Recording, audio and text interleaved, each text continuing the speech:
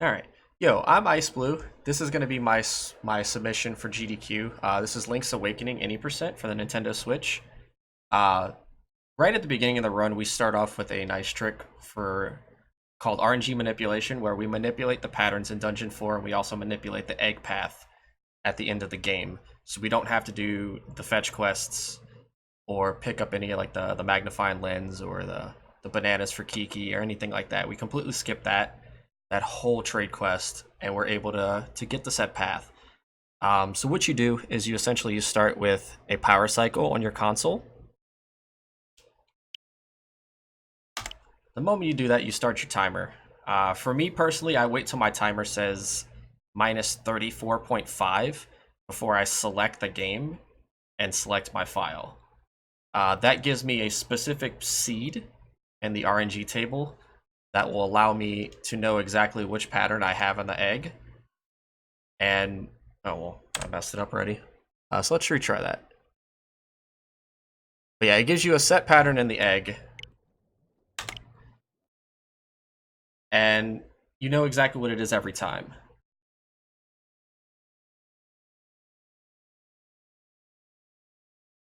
While we wait for that.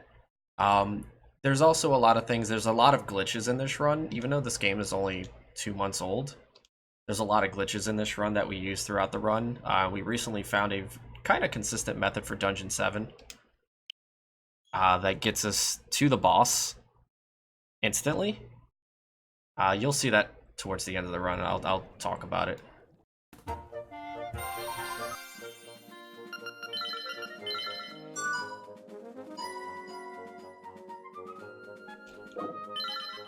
So you always want to start off with a deleted file and make a fresh brand new file. That guarantees that you roll the right seed for the manipulated patterns.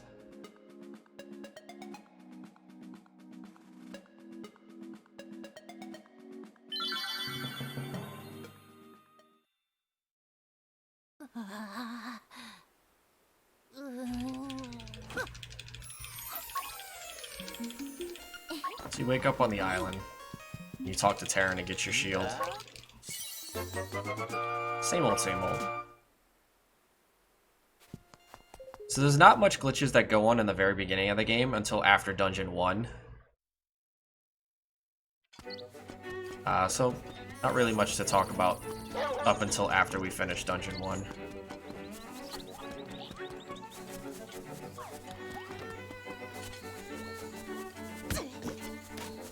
Other than, you know, Octorok's hitting you.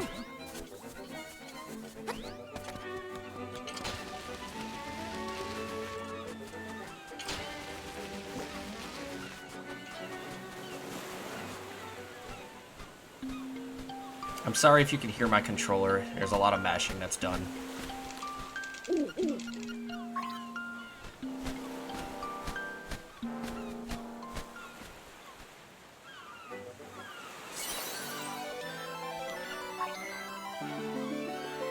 So throughout this run, we've found tons of skips and glitches that allow us to skip the Bow Wow side quests. We skip Candlelit Castle, where you collect the 5 golden leaves to get the Slime Cavern key.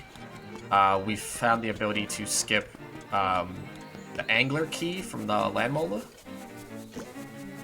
We've also found a way to skip the Mirror Shield from Dungeon 7 and skip the entirety of Dungeon 8. As those tricks get closer, I'll go over those more in depth on how they're done.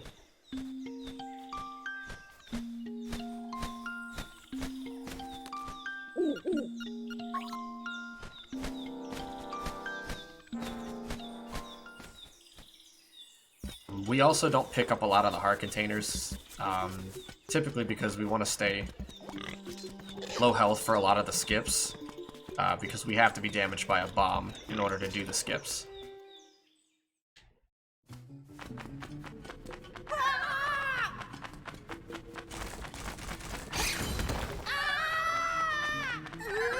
Apparently I'm just playing like silly. Pretty much that was a very bad keys pattern. Nothing I can really do there.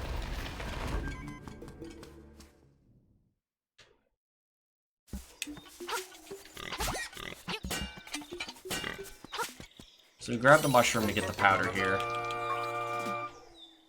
I'm gonna pick up this health just because we don't want to die. It's just a wasted time loss.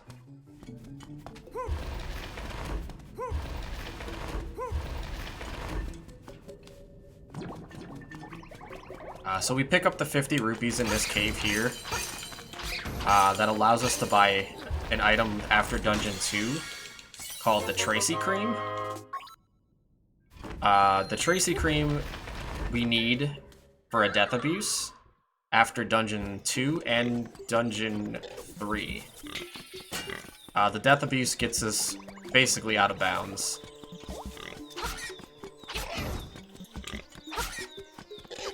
In order to perform the skips that we need to skip.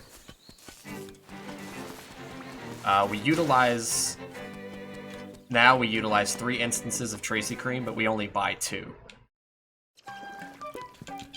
There's a Tracy Cream in Dungeon 6 that we can grab throughout the route that we use for Dungeon 7.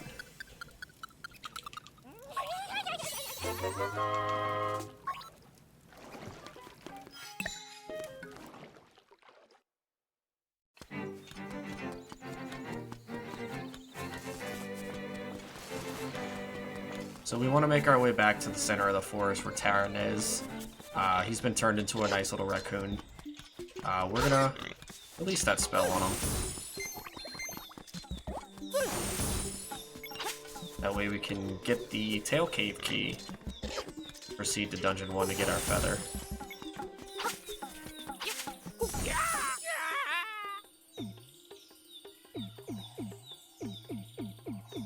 Sometimes Taran gets stuck there, and that's a little bit unfortunate, because you have to walk around him.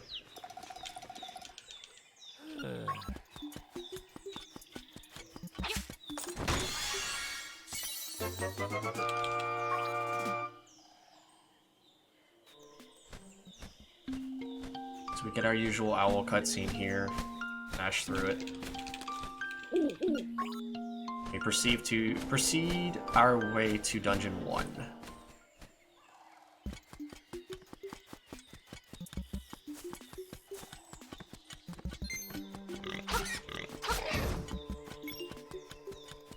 I personally like to collect a lot of the rupees early on, because it skips having to open a chest in Dungeon 2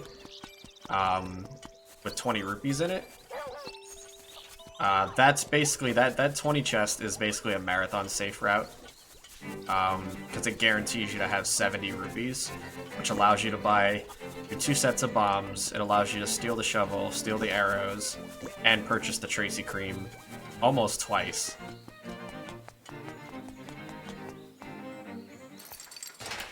You do pick up, a few rupees here and there along the route in order to make sure you have enough to purchase both Tracy Creams and do the Wort song.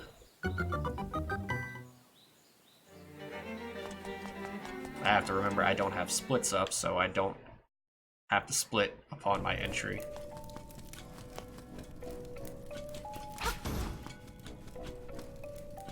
We've also routed in pieces of power throughout the run, so we try to kill as least amount of enemies as possible, because we want pieces of power to drop in certain locations. I personally prefer to route in a piece of power for the slime in Dungeon 3, and we also route in a piece of power for Dungeon 5 for Slimy Eel.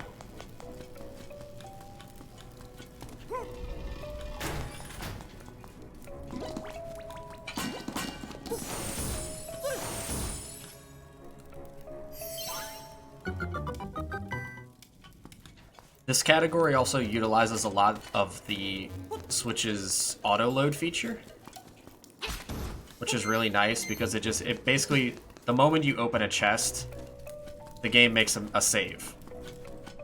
So you take that save, so say like with this chest, we open it, we get the feather. It immediately makes a save, so if we auto-load, it brings us to the front of the dungeon. Which is a really nice thing, it saves a ton of time.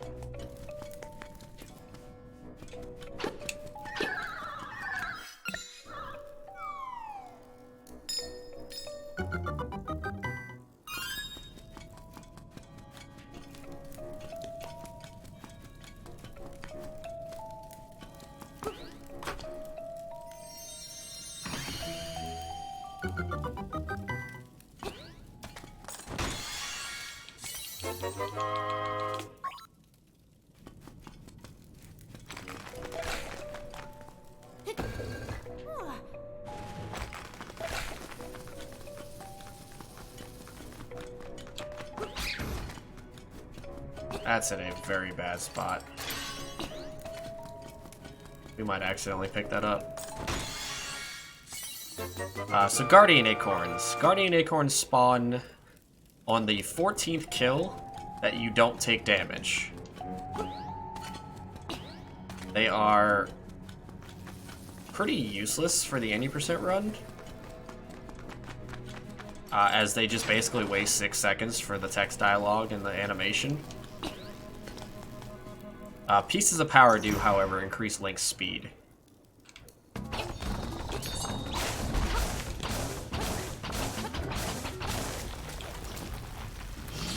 That's Rolling Bones. Pretty easy. Just stick him in a corner and just slash him until he's dead.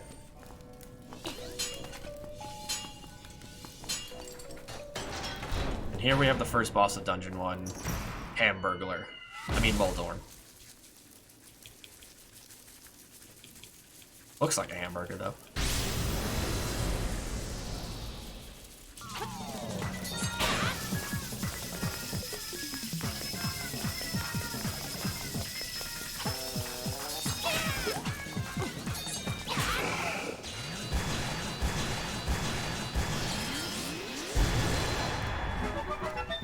Alright, we have Dungeon 1 down. We pick up this heart container because we need it for the next trick. This will be the first glitch of the run.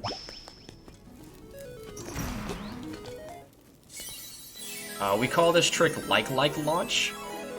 It utilizes a weird hitbox with objects. And we utilize a chicken and a signpost with a like. And in this game, when you get grabbed by a like, you get launched up into the air. Like four tiles up. 3 or 4 tiles up. It's around something like that. And objects have platforms on top of their hitboxes. So we put the chicken on top of the signpost, and we get launched up, and we land on top of the chicken and the signpost, which allows us to basically get out of bounds and walk along the trees to get into Dungeon 2.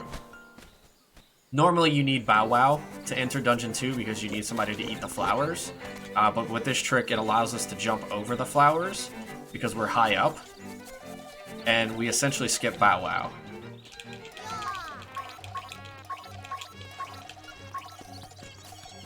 So here we're gonna grab this chicken right in front of Bow Wow's house. Ironically, we're not coming back to this house with Bow Wow. We just want the chicken in front of it. You also want to make sure you don't slash the chicken, because if you do, it irritates the chicken and he will proceed to run off of the signpost. So we want to make sure we don't hit the chicken.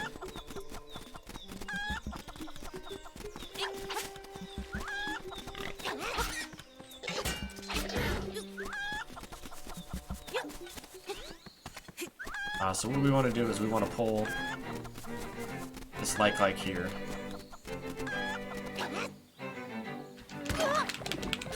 Get grabbed, we land on top of the chicken, jump on the trees. That is called like launch.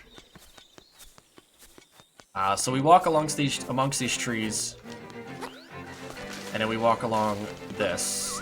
I don't even know what these things are called. And then we make it into Dungeon 2. That completely saves about, I want to say, 2 minutes throughout the run, not having to grab Bow Wow and deal with Bow Wow. I think it saves a little more because Bow Wow has its own hitbox. And you can sometimes, like, while you're dashing with the Pegasus boots, you can bonk into Bow Wow, which is pretty bad. He can also block things. Bow Wow's just a bad boy.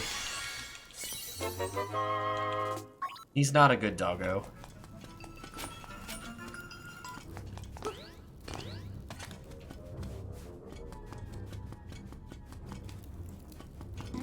So we just proceed through Dungeon 2 as normal.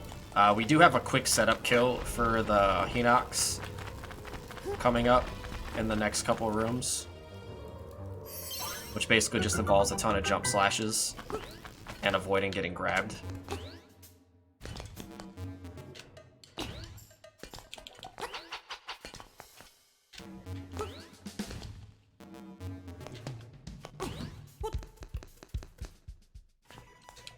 Grab those hearts.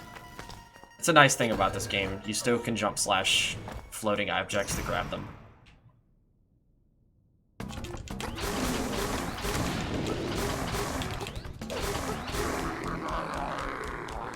That was Hinox. We will see more of Hinox in Dungeon 7 and Dungeon 8, but we won't be killing those. Those are actually going to be our best friends. Those two Hinoxes are our best friends. I will be grabbing this 20 chest, just for safety. If I was doing an actual run, I wouldn't, depending on my rupee count here. Currently, my rupee count, I believe, is 57 or 58, which I would not be grabbing the chest.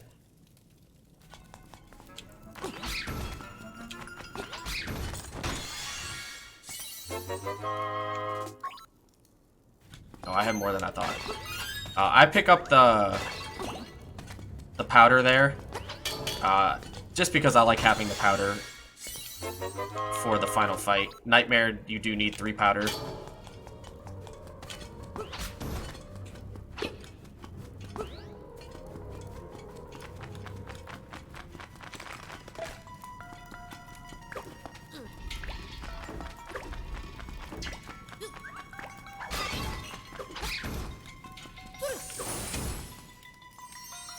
I missed him for a second.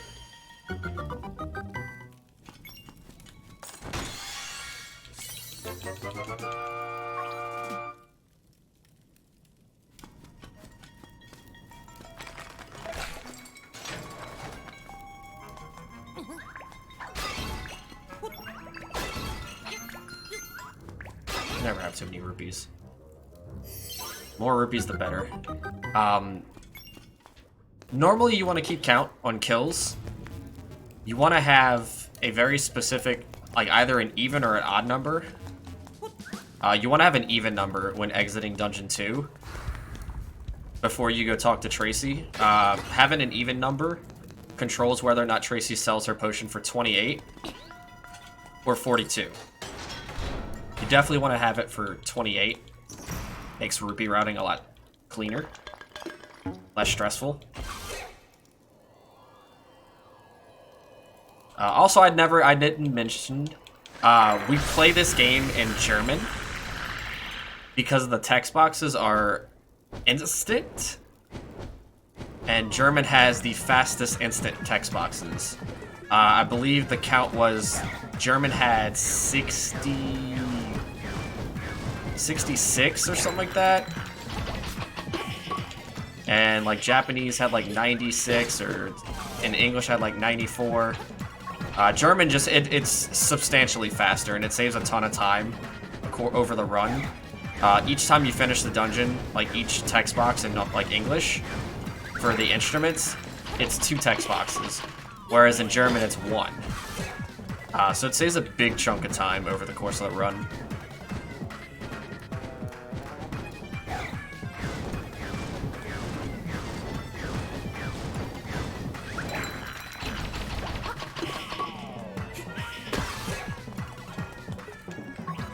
So with him, now we have RNG pattern here. He could be either front or back side, top or bottom, and sometimes he takes forever just to come out of the spin.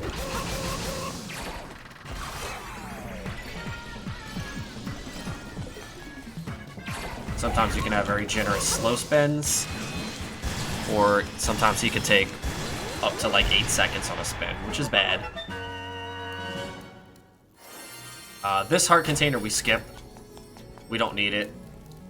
We get a full health restore when we talk to Tracy anyway.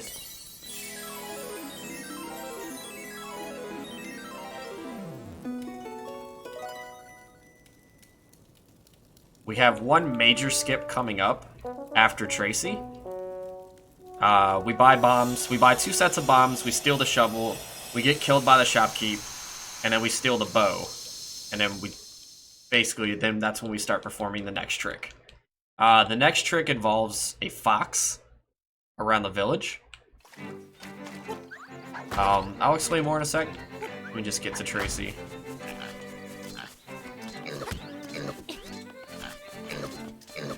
What we want to do is we want to grab this warp right here. This warp is useful for one reason later on in the run, when we're coming back to buy the second Tracy Cream.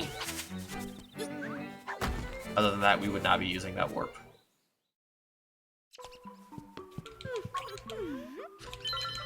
So I didn't count right. I got a 42. So we were on an odd number. This is why we grab Marathon Rupees. It's a big safety to have the extra rupees. Sometimes you get lucky and get 5 rupees from those bushes.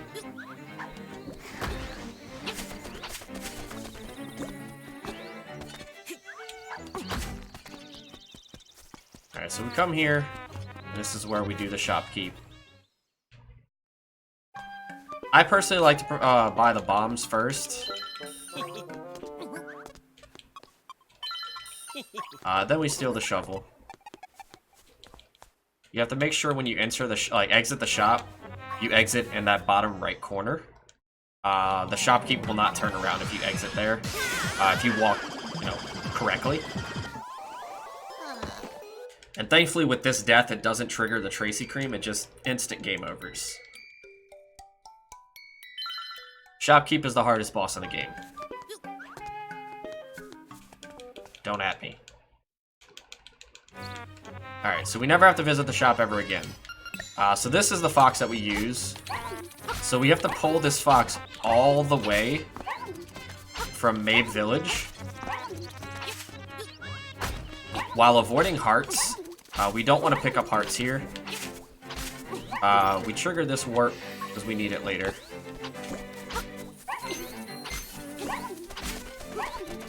But we have to avoid all hearts because we want to be at low enough range for us to take a death with the Tracy Cream.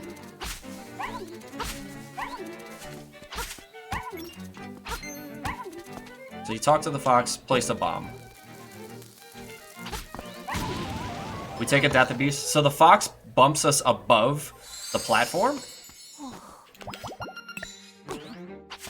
And we're able to stand on top of that out of bounds rock. And we're able to essentially skip the entire villa skip. We call that villa skip. Basically, that skips the entirety of Richard's villa.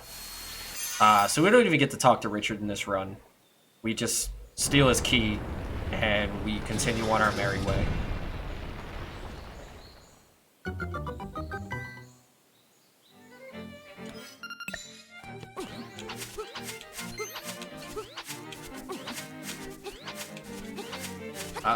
We utilize a lot of the jump slashes to cut through bushes. Slashing your sword is takes like 2 or 3 frames, and jump slashing doesn't take any. You essentially keep the same movement speed, and you slash and you continue to move forward. So it's minuscule time save, but it's absolutely worth it over the course of the run.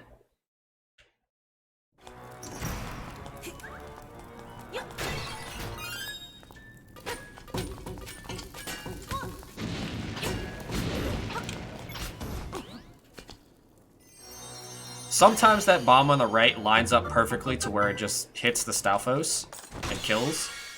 And then we were able to just slash the other bomb into the Zol. I personally prefer to route in this piece of power here. Because it allows you to just walk fast. Because you don't have the boots until like midway through this dungeon. And this just allows you to walk fast through this segment, which is really nice.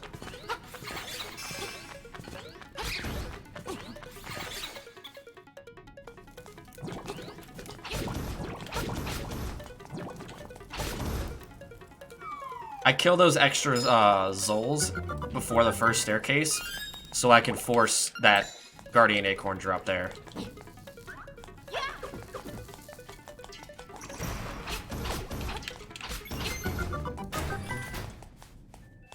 It's a really nice setup for me. We have our first sub-boss here, Dudongos. It's random wherever they go. And sometimes they're not cooperative with eating bombs. But they move 4 times before they eat a bomb. So you can kind of line it up nicely. Then we have our best friend of the run right here in this chest. The Pegasus boots.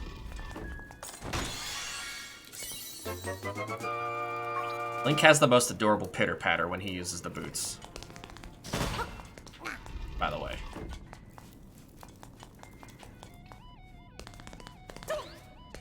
He has to line up and start his dash.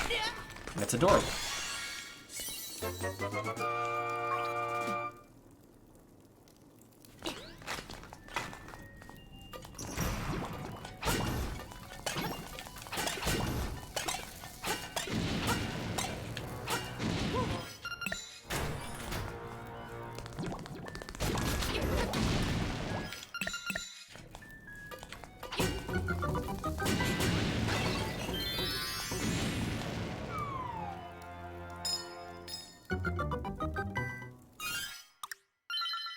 That room actually went surprisingly well. So here we're going to collect the money that we need for the song to awaken the rooster. There's a 300 chest coming up, and we've routed it in. It's the fastest.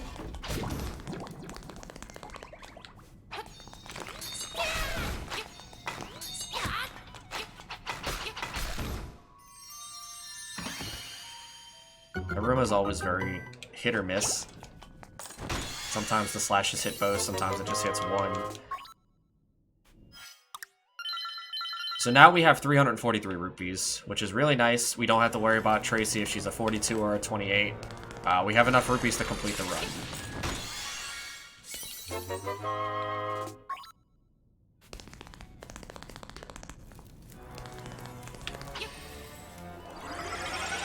So we need to collect one more key, and then we'll make our way to slime.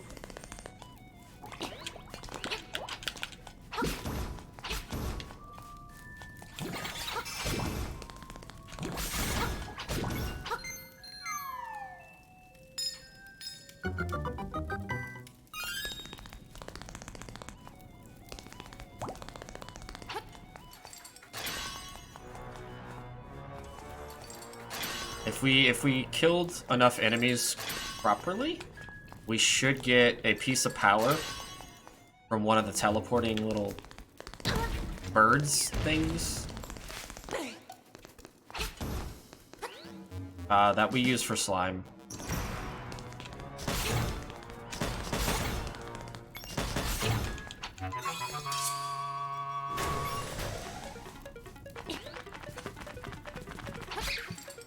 This sometimes will allow you to skip a cycle.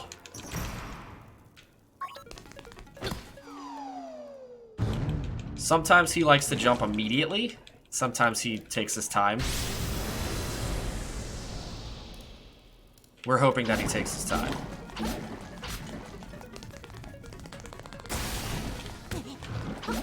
He jumped immediately.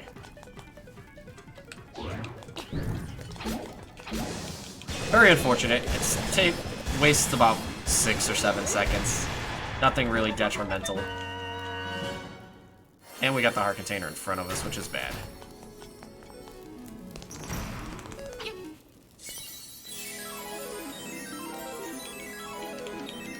So this, I believe, is the most dangerous skip in the entire run. If you mess this skip up, you could potentially lose about 1.5 minutes, 2 minutes. Which, if you're running it at a competitive level, it's a reset, guaranteed.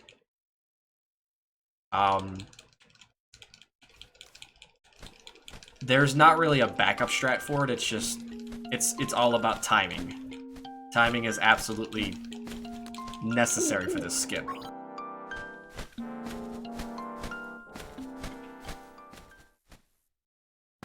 So let's hope we get it first try.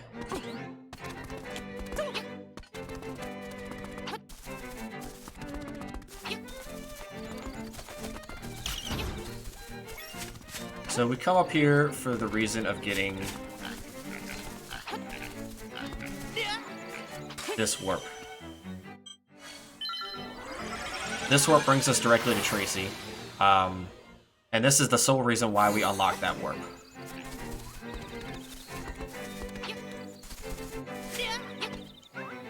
So we come here to purchase the Tracy potion, or Tracy cream. So we got a double 42, which that's the worst you can get, because you need so many rupees for that. Which is why, with the safety route, we route in a lot of extra rupees.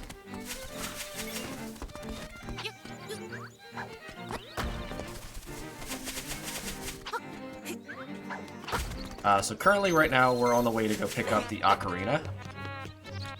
The Ocarina is... we need it to enter the Windfish Egg. We need it to enter Dungeon 8. We need it to warp throughout the map later on. And we need it in Dungeon 6 to take care of 3 Pole's Voice.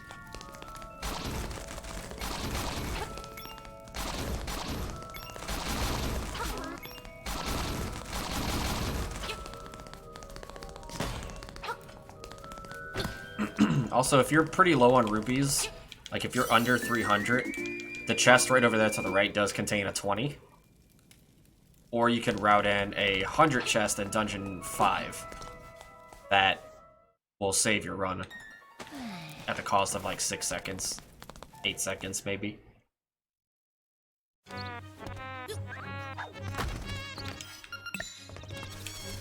So we talk to Marin here, we get Marin's song. She plays the best song in the game. Right next to Mambo.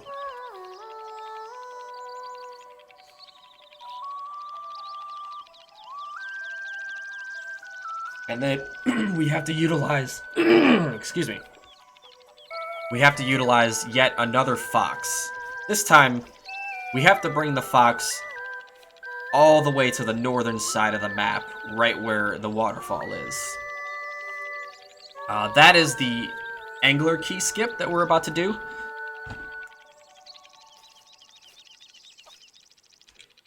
Which involves us using the fox to damage boost us outside of the hitbox of a railing and just walk directly into the waterfall.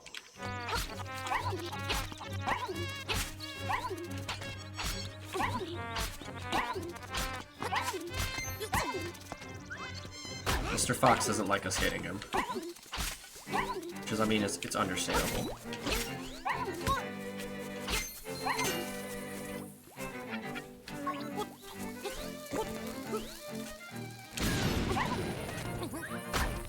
So it's a very specific jump that we have to do right there to get the fox to jump up the ladder. I'm not 100% sure what causes it. Can't really explain that. I just know how it works.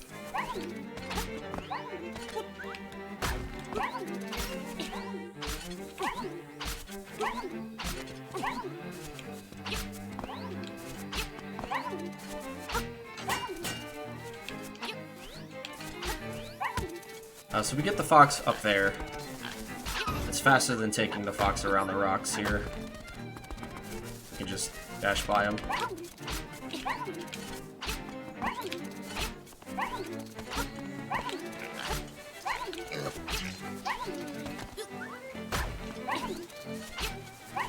Typically the fox can't go down ladders, but if you push him to the edge, it makes it a lot easier. I gotta take some damage here. We gotta be at low health. So we have to line up the fox specifically. And I like to use his Link's belt buckle as a lineup.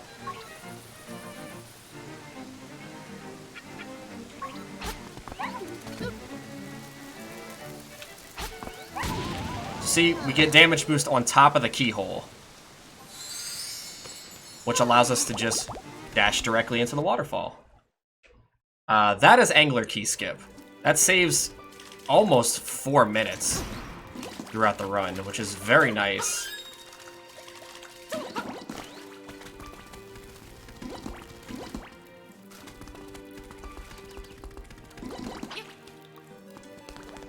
This will be our first adventure into Dungeon 4. We do not complete Dungeon 4 right now. We grab the flippers and we leave. Reason being, if we complete Dungeon 4 right now, we spawn the ghost side quest. The ghost side quest is bad. We have to bring the ghost all the way down to the South Shore. And then we have to wait 5 minutes, 6 minutes, and then we have to bring the ghost back. Which is, it's bad.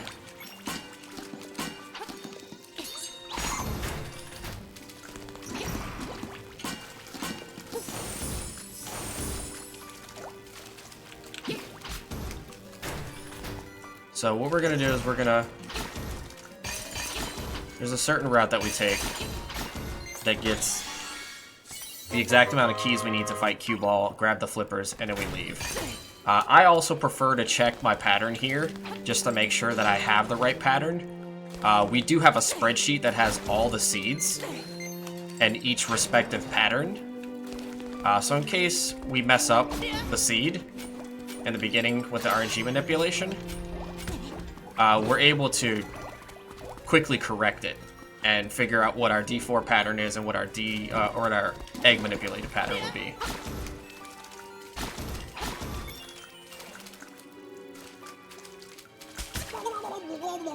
Timing on that thing is weird.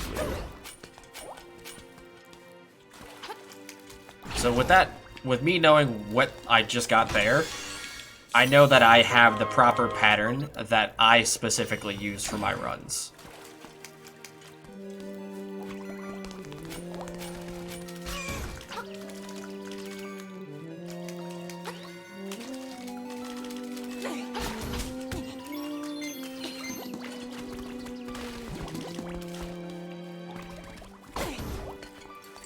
So here we have sub-boss Cue Ball.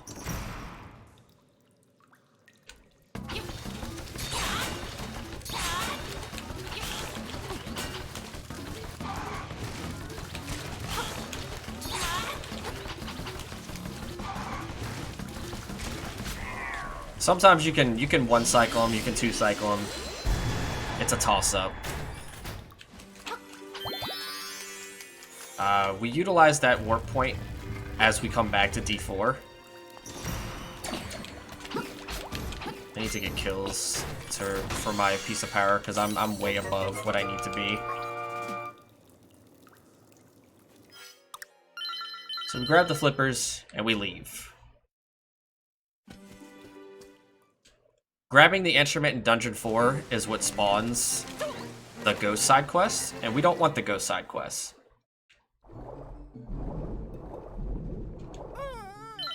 So now we get to listen to the second best theme in the game.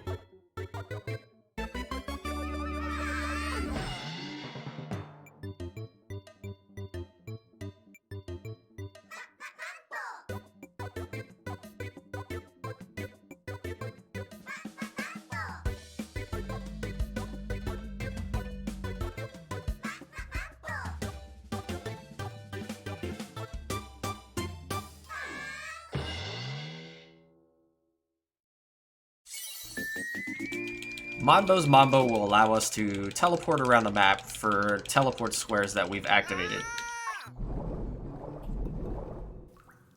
which is very nice for travel.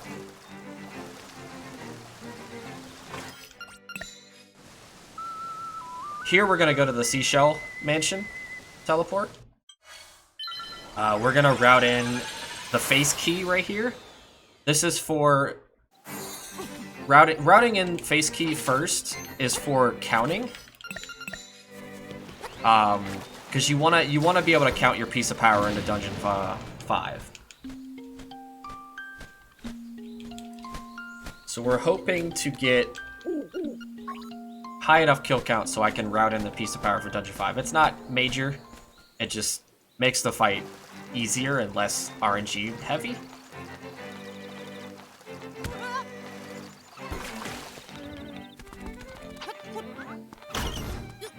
So I want to try and get as many kills as I can.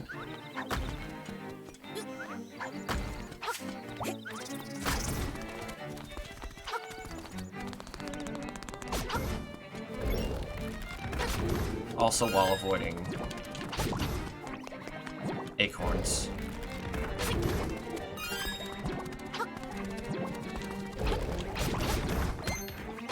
You gotta be careful with those Armos. They do a lot of damage.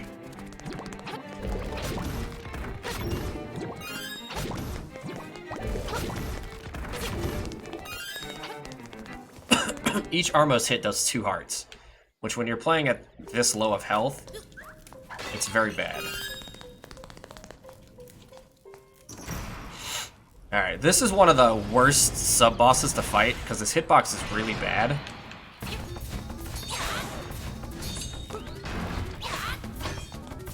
As you can see there.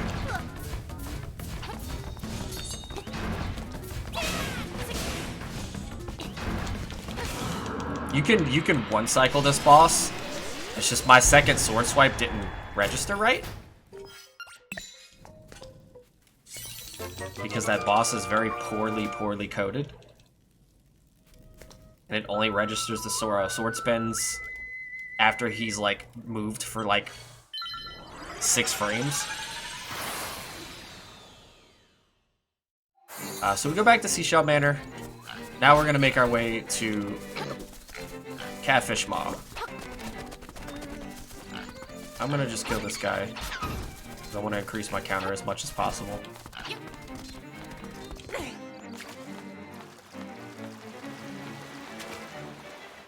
I need to count for a piece of power before Slime Eel.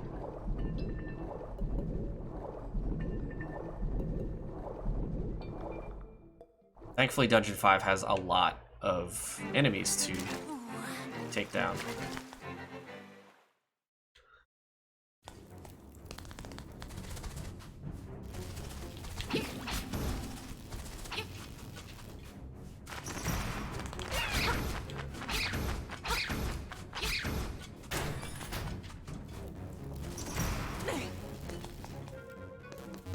So we got our piece of power there. So now we know I can count. I'm starting at 3. And we have to count to 36.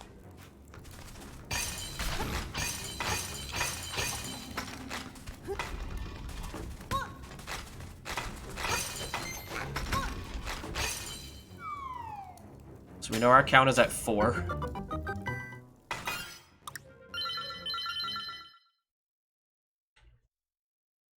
I like getting to about 33, 34 before the boss staircase. Because you do have 3 enemies to kill.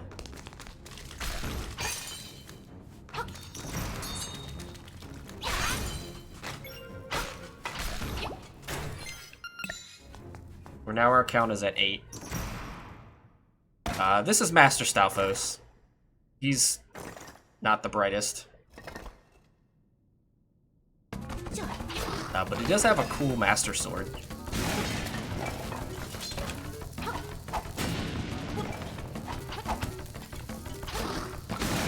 His hitbox is also really bad.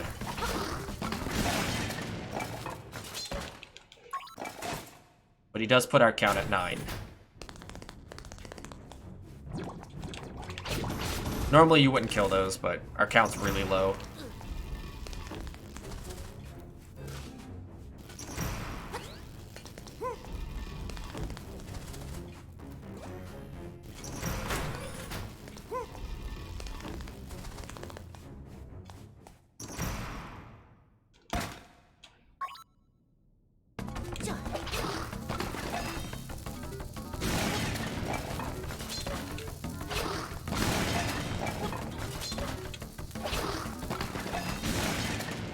And each one of the Master Stalfos does count as a kill. So that put us at 13.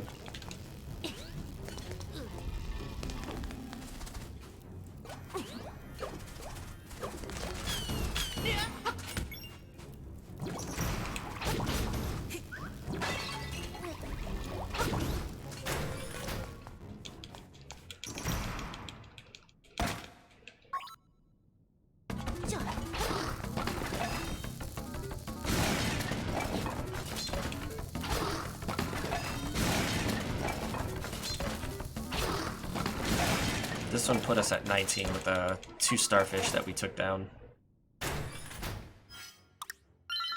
19's not so bad. We auto-load after the 3rd Master Stalfos because we just go straight to the hookshot.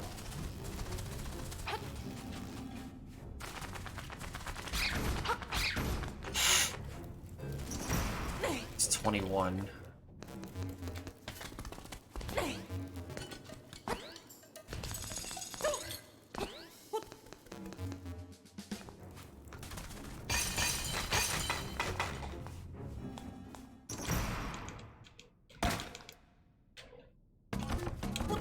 Shot will just lead us right to the Nightmare Key, which is basically what we want.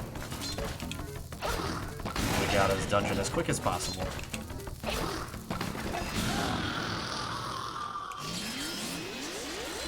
So our count's at 22, which is severely low.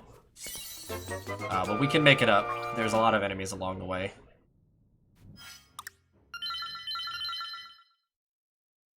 You want to make sure you don't switch to items before you auto-load, because it will auto-load you with the most recent thing you had, so I would have auto-loaded with Feather Bomb.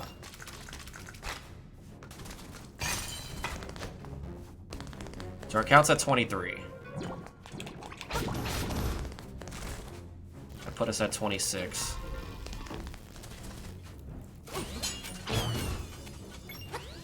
Trying to get a heart drop here. Alright, so we want to kill the 4 bloopers here. And then our count will be fine.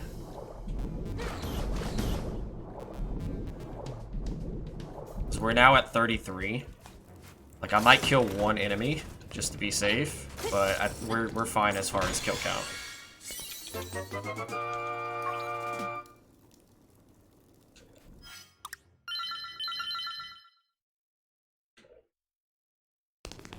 The chest right here in this room does have 100 rupees in it. So if your rupee count is low, you can grab that chest.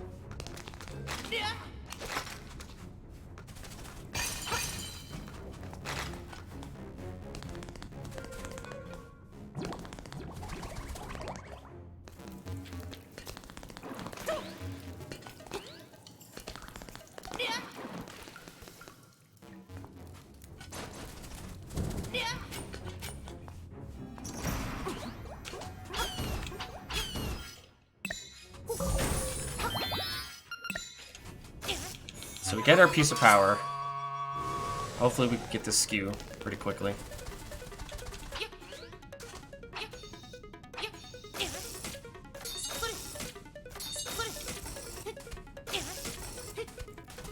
So for skews, the game doesn't allow you to do different degree angles, but if you feather and you adjust your angle, the game does allow you to do like a 55 or a 60 degree angle.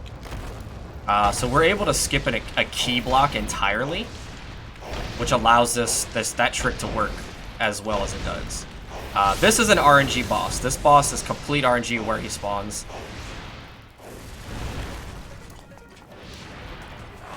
And we got a bad pattern. And basically I just used my piece of power for nothing.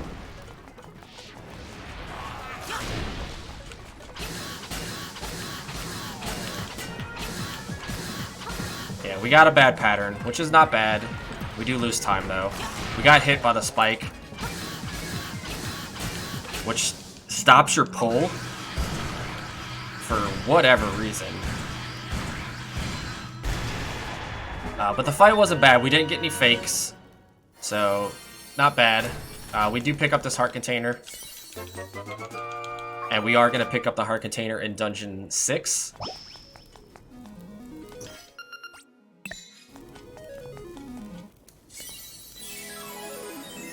And now we're heading to... We're just going to immediately go straight to Face Shrine.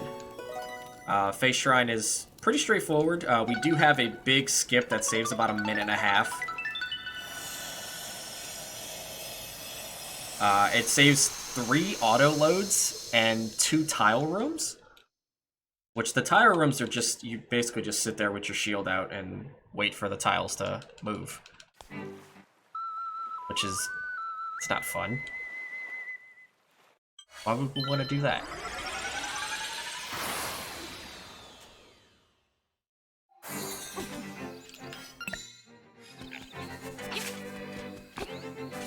I like switching the feather, just because you can jump over this Armosh right here.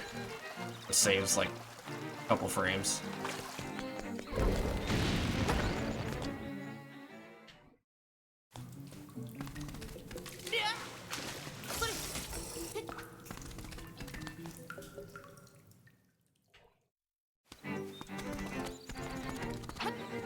And we're gonna open up Base Shrine.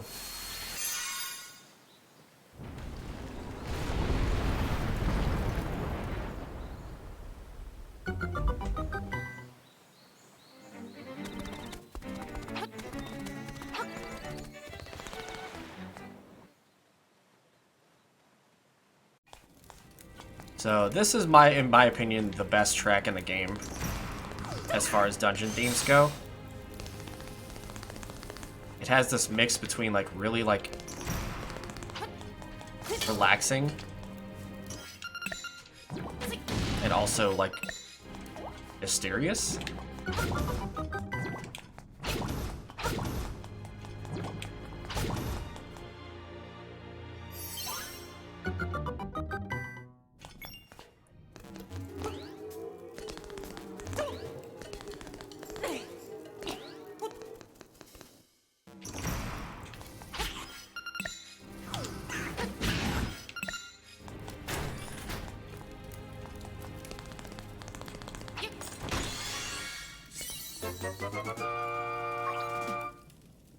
So now we're able to lift, with the Power Barista level 2, we're able to lift gigantic statues.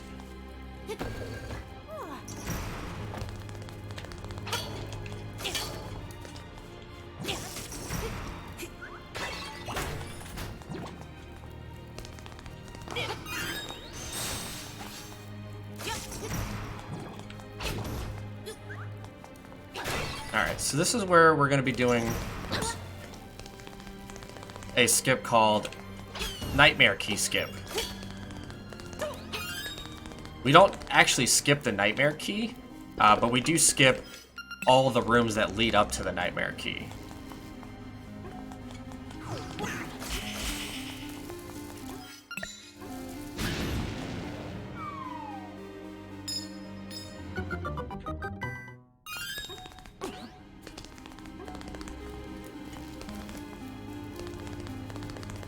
So normally we would auto-load there and go back to the front of the dungeon.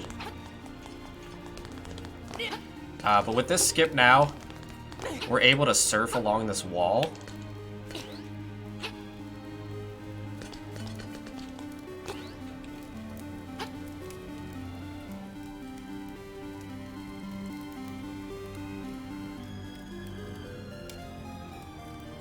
And essentially, you just walk into the staircase. So that skips 3 auto loads and 2 tile rooms, which is huge.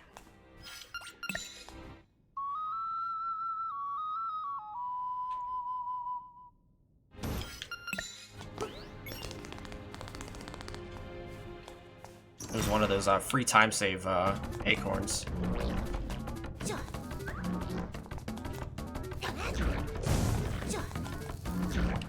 This Dodongo fight is really bad because of the 2 holes here.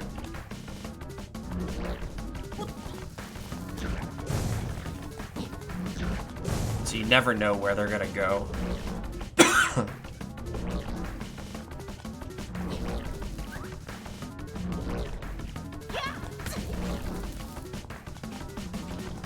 And it's bad losing bombs. Bombs are really, really low now with this route.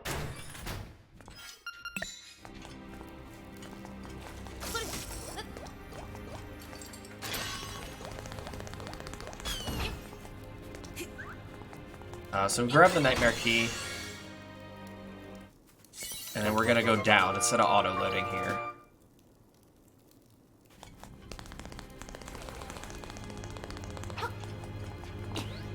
grab this key here. And then we're gonna make our way down.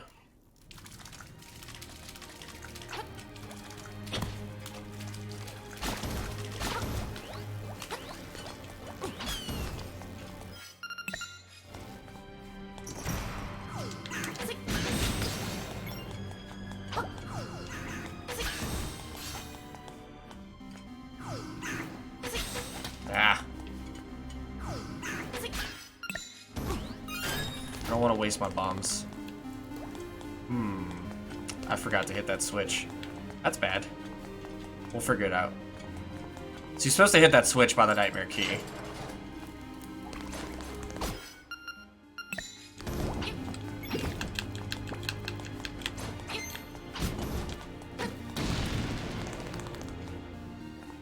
I might auto-load here just to get the bombs.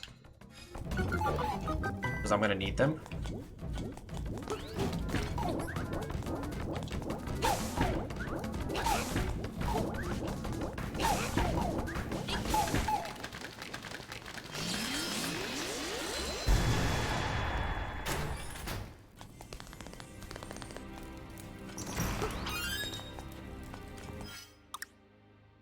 I'm gonna do this. I'm gonna save it. I'm gonna auto load. What that'll do is that'll bring us to the front of the dungeon.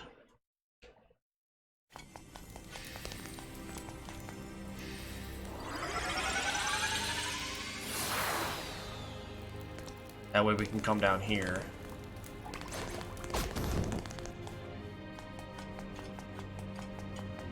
Well, A, we can grab those. No, the switch is still not correct.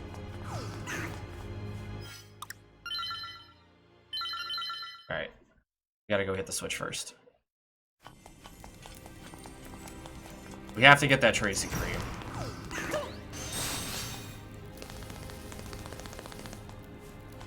So, normally we don't do that. If you just hit the switch by the nightmare key, you're safe. And you don't have to do shenanigans like this. So this is just a this is just a bad time loss is all.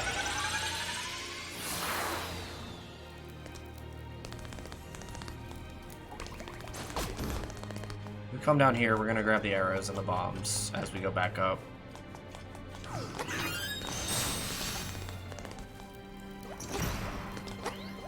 Reason being, we want to get this Tracy Cream for Dungeon 7.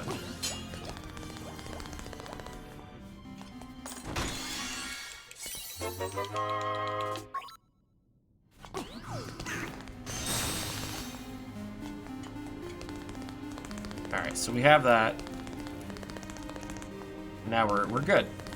Everything's well.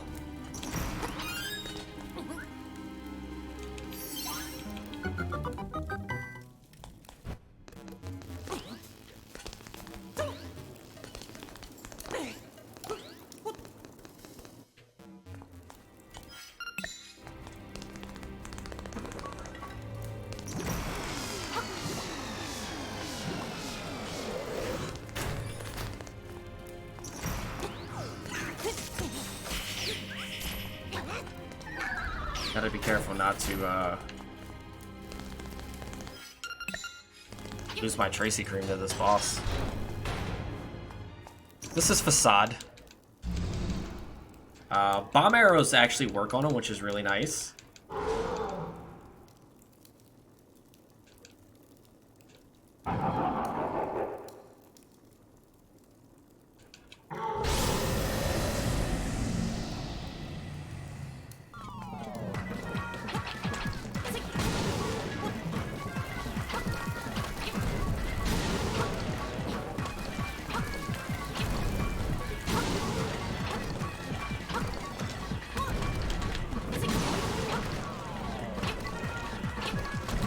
Oh.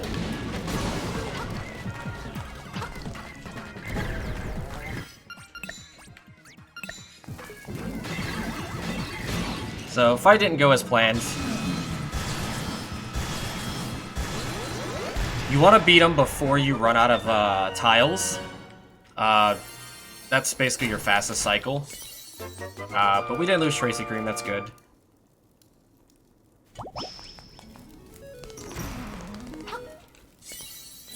And now, after we grab this, we're gonna go meet with Wart.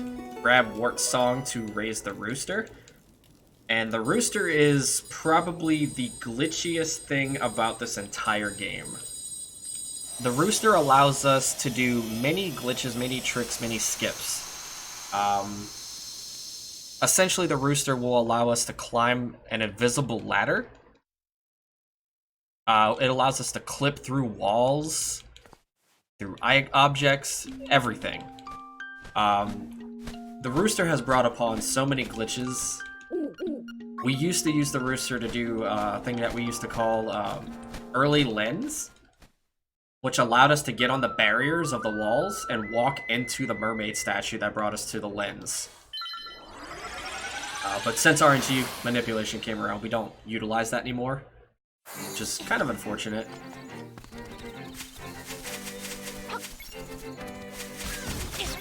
That's also very unfortunate.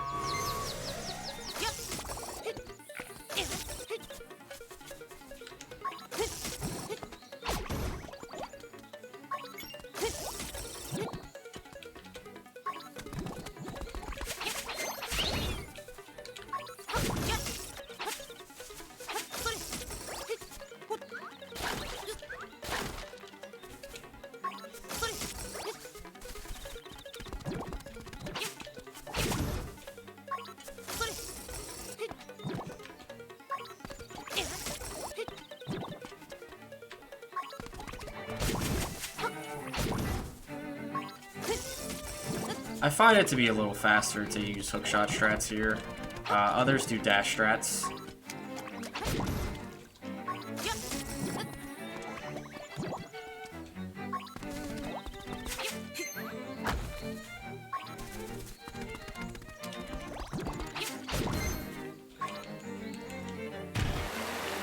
So once we're finished with this, we're gonna go straight back to Mabe Village. And we're gonna go awaken the rooster.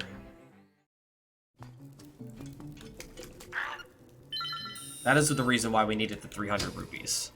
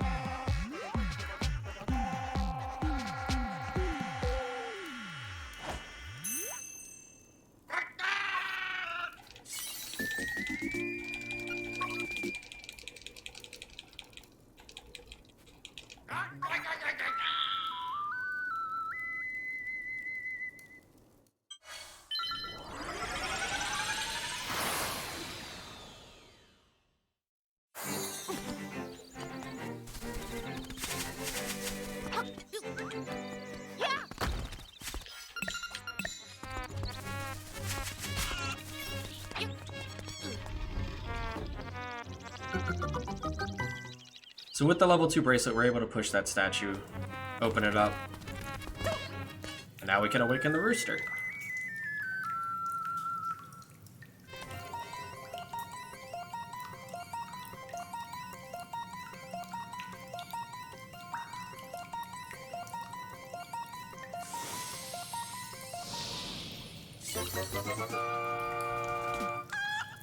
So coming up, in my opinion, is probably the hardest skip in the game.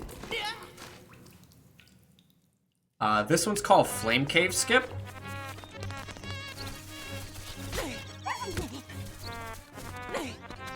Essentially what we're going to do is we're going to use the rooster to air climb up the ladder. And we're going to have to jump at a specific moment to get onto a invisible platform that allows us to jump up a ledge.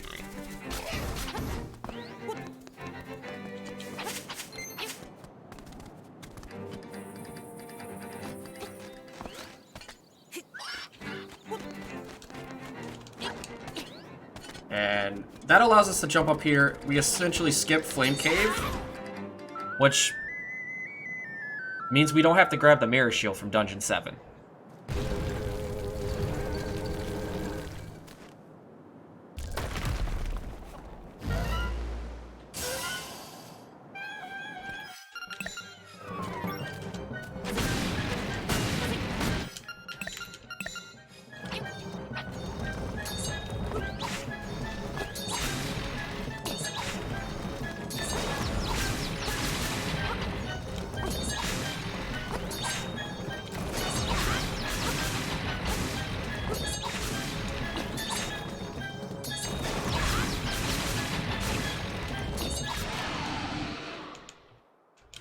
And then we have a frame-perfect trick right here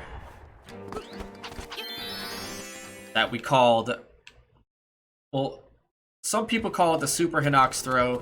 I call it Russell Throw. TGH calls it the Hinox Houdini. There's so many names for this trick, it's not even funny.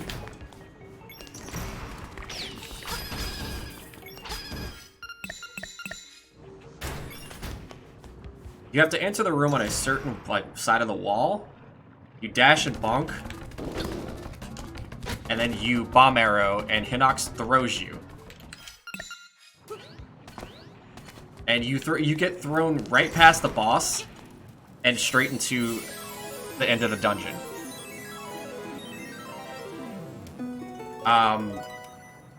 It's a frame perfect trick, and the reason that the boss doesn't spawn is the boss only spawns at once you enter the room. So at the front of the doorway to the entrance to the room is when Hothead will spawn. But since we got thrown to the center of the room, Hothead never spawns, which allows us to just walk past him and grab the instrument.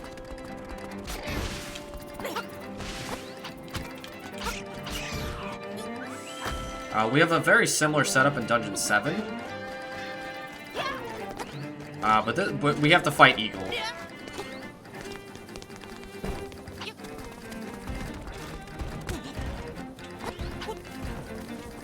This we're gonna clip out of bounds here.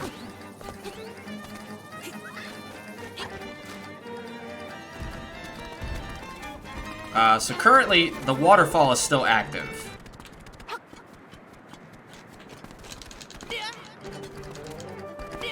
Meaning we can't walk past that.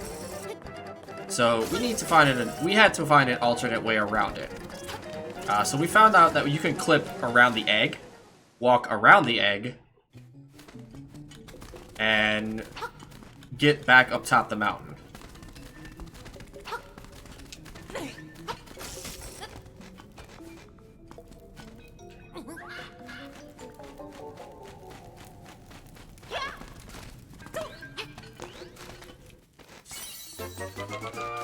This allows us to basically not have to worry about the waterfall and turning off the waterfall, because it puts us right past it.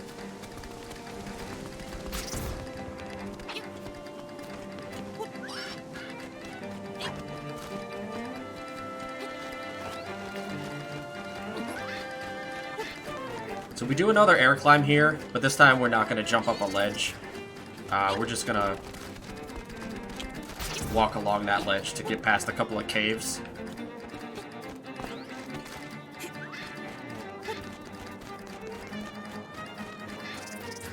And that gets us up here to access Dungeon 7. So this one we have another Hinox setup, which is gonna lead us around. You want to stay at low health for this because this is where the Tracy Cream is going to come in handy.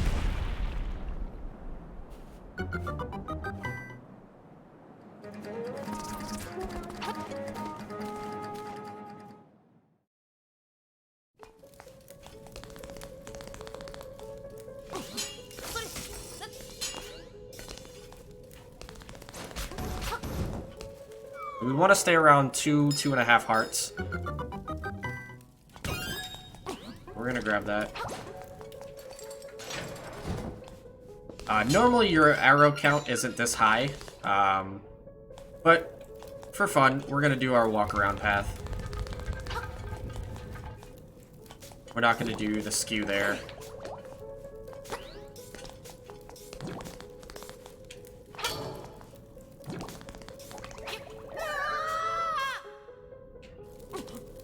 Normally your arrow count isn't that high. And you need arrows for Dungeon 4, and you need 10 arrows for the final boss. Since we don't have the magic rod from Dungeon 8, we're unable to, you know, get what we need. You want to make sure that the orange switch is up when doing this trick.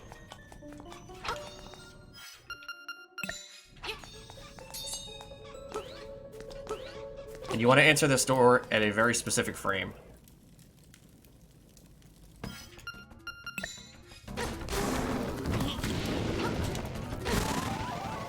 I think I might have done it too late, which is fine. We can reset. We'll see where we get thrown. Yeah, we got thrown into a bad spot. So we'll reload. Failing that trick loses about a minute just from the walk around. So it's not bad.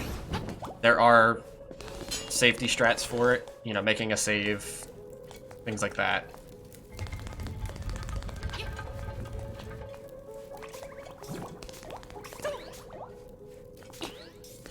But yeah, you wanna hit yourself with a bomb arrow at a very certain spot. I probably could fall down the right hole and make it easier.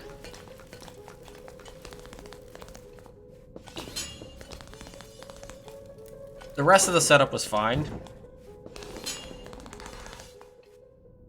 So the time save on this dungeon with this skip, you save roughly almost 6 minutes, I want to say. Because it saves you having to do the entirety of this dungeon. Meaning the 4 pillars.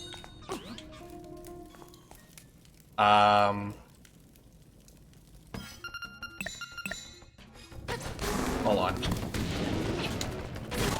So it saves you having to do all the 4 pillars. It saves you getting the nightmare key. It saves you having to route throughout this entire dungeon. And you save about almost 6 minutes. It's about 5.5. So right here, that door right to the south is the nightmare key door. We're past that. We're about to go fight Eagle.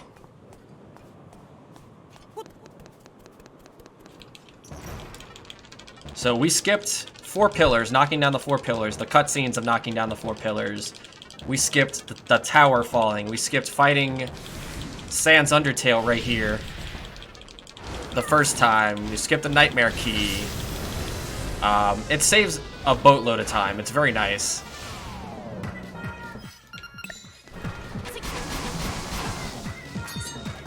So you want to make sure you have... I like to make sure that I have 12 arrows after this fight. I like having extra arrows for Deathel in case you miss. I've had a couple runs fail because I ran out of arrows on Deathel.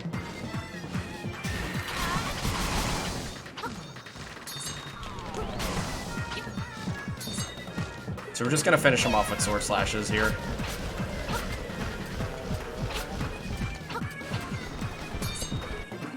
We're just having very, very unfortunate RNG here.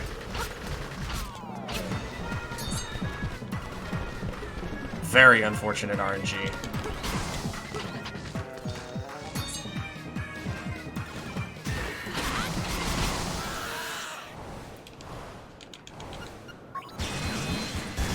Evil Eagle is just like Slimeal, except his RNG isn't that bad. Slimeal's is just bad.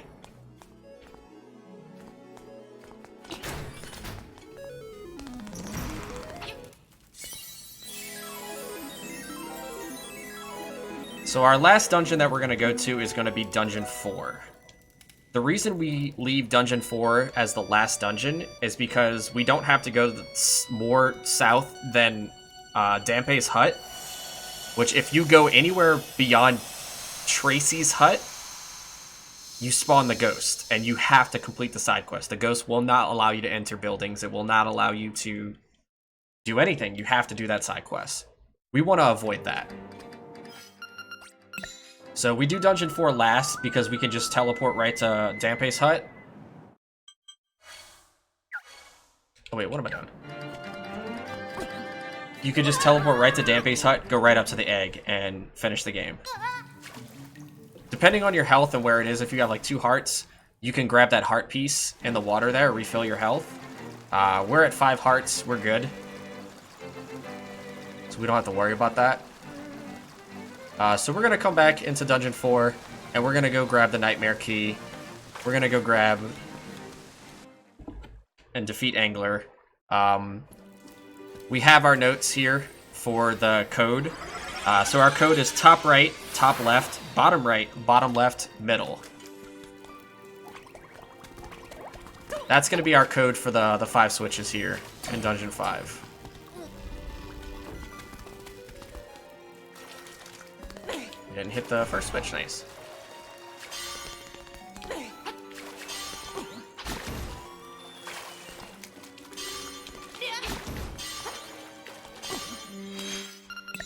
Oh wait, no, I need the feather.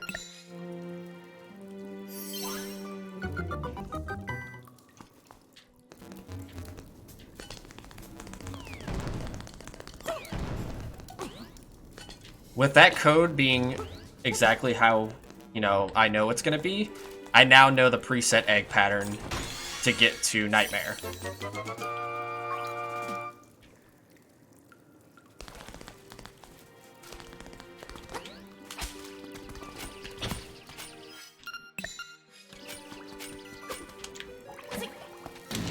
This is why I grab extra.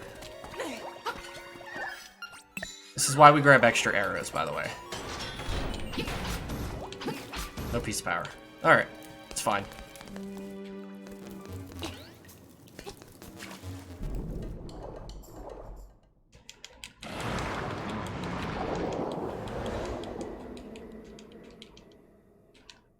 This is a very straightforward fight.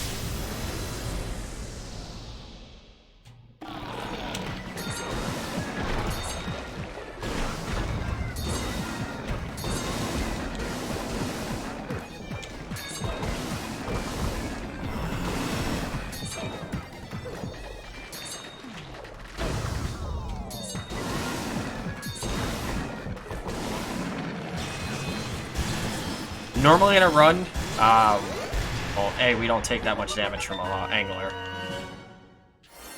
But we also don't pick up the heart container. But as a safety, we're picking it up just so we have full health. Because dying to Nightmare is a 4-minute loss, 5-minute loss, I want to say. That's just not beneficial to us.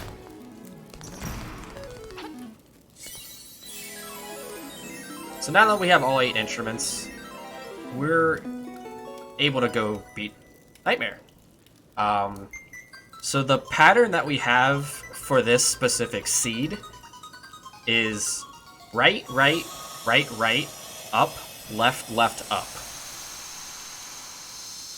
We know this because our pattern in Dungeon 4 was the up left, up right, up left, bottom right, bottom left, middle. So we know exactly what our egg path is going to be. And the reason we know that is because of the power cycling in the very beginning of the run.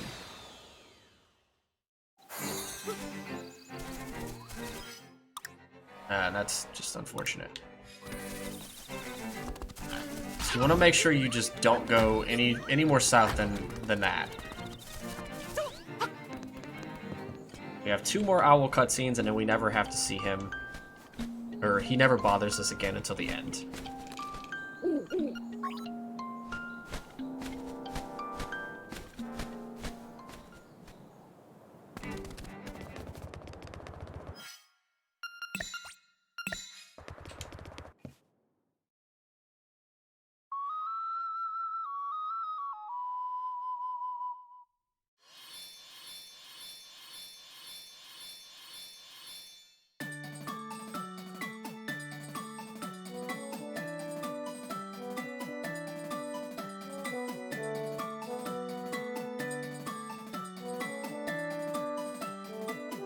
So we get to listen to this really nice Ballad of the Windfish, played by Link. Marin's is better.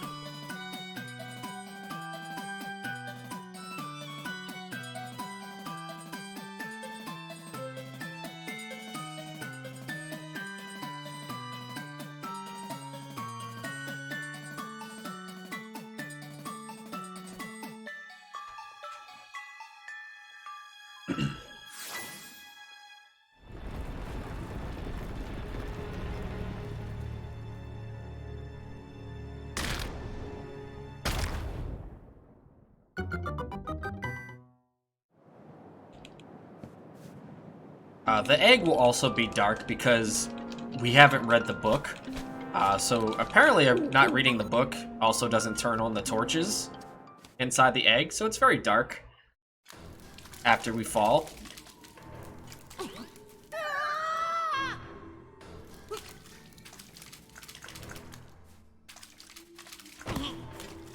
So right. Right. Right.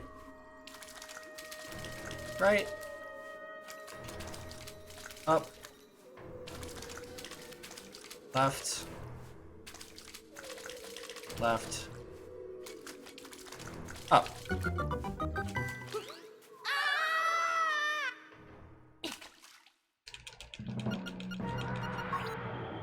So we're looking at probably about a 123 finish, 123 and a half, which isn't bad. I did lose a lot of time to Dungeon 6 and poor routing and not hitting the switch. We lost about 2.5 minutes there. This run is easily a 120. And, you know, barring safety and everything, a 125 would be a very good estimate for this. This fight is very easy, in my opinion. The only RNG aspect of it is this fight right here.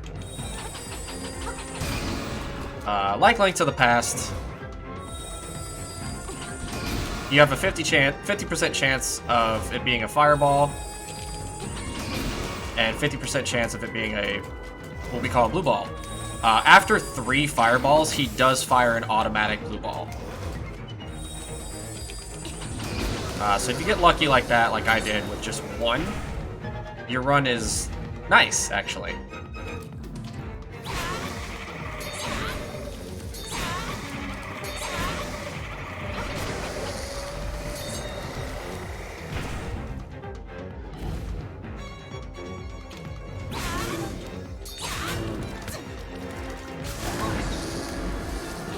Ganon doesn't get much time to come out. I almost feel bad. I really don't.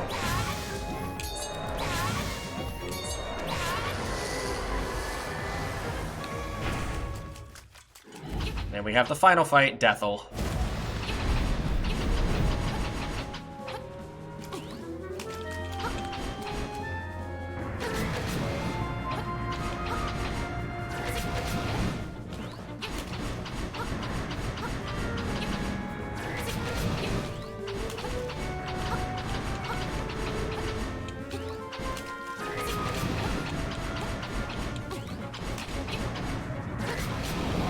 Dies after 10 arrows, and then you're good.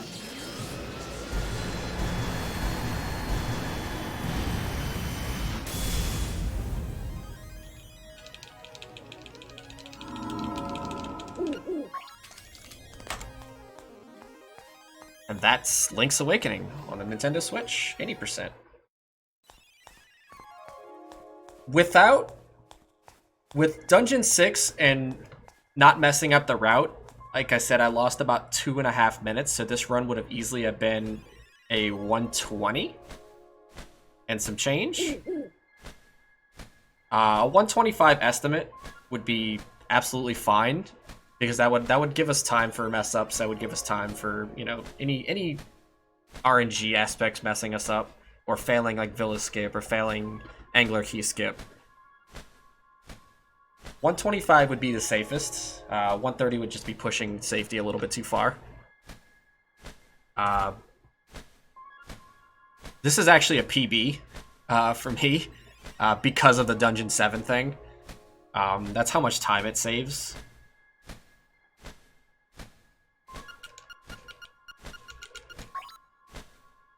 We have 3 people submitting any percent.